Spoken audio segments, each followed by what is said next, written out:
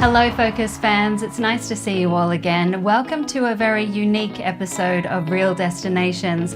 In response to the coronavirus crisis, I am sheltering in place at home here in Los Angeles, which also happens to be the setting for Focus's newest movie, The High Note. So let's take a virtual tour of the City of Angels and see some of the locations featured in director Nisha Ganantra's latest movie.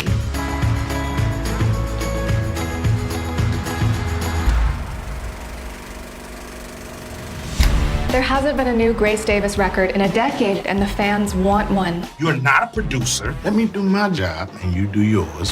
Set in the heart of LA's music scene, The High Note follows pop superstar Grace Davis and her personal assistant Maggie, who secretly dreams of producing her next album. Grace, you are the song. You should not be buried under all this flashy garbage. Although situated in the heart of Hollywood, filmmakers can't just waltz in and use these famous locations. And to tell us more about that is The High Note's locations manager, Robert Folks. The High Note was shot entirely on location throughout Los Angeles. The clubs, concert venues, the Microsoft Theater, the John Hanson Ford, driving up and down the Sunset Strip. It was really great. It's fun figuring out what kind of says LA. In the movie, Grace records her albums at Capitol Studios, one of Hollywood's most iconic landmarks. Just north of the famous intersection of Hollywood and Vine, this recording studio is home to a wealth of music history. Let's take it from the top. Capitol Studios was built in '56 when one of the main studios left that are attached to a record label. We have a writer rooms, the production suites, mastering, we have vinyl cutting, we have underground echo chambers. They're like 20 feet underground and they're well revered in the industry. Hey, y'all know it's a microphone in there, right? Even more impressive than its technical abilities is Capitol Studios' storied history. Dozens of legendary artists have recorded their albums at Capitol Studios. Having High Note come over, the stars that are in that was so gratifying, and they were such a great team. Is that dope or is that dope? Perched in the hills above West Hollywood, the Laurel Canyon Country Store is a hidden gem of LA history. In the movie, Maggie picks up some of Grace's necessities, but this bohemian bodega was a hotspot for iconic musicians throughout the 1960s and 70s. The scene attracted hippies and groupies, creating a safe haven for the music-loving community. Nestled in the Hollywood Hills sits a treasured outdoor venue, the John Hanson Ford Theater.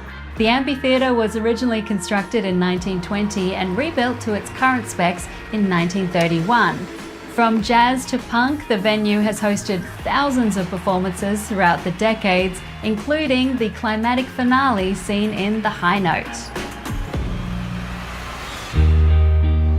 In a much-needed escape from the hustle and bustle of the city, Maggie returns to her hometown on Catalina, a popular island getaway 22 miles off the Southern California coast. Historically, the island was utilized for smuggling, otter hunting, and gold digging, but in the 1920s it was developed into a tourist destination.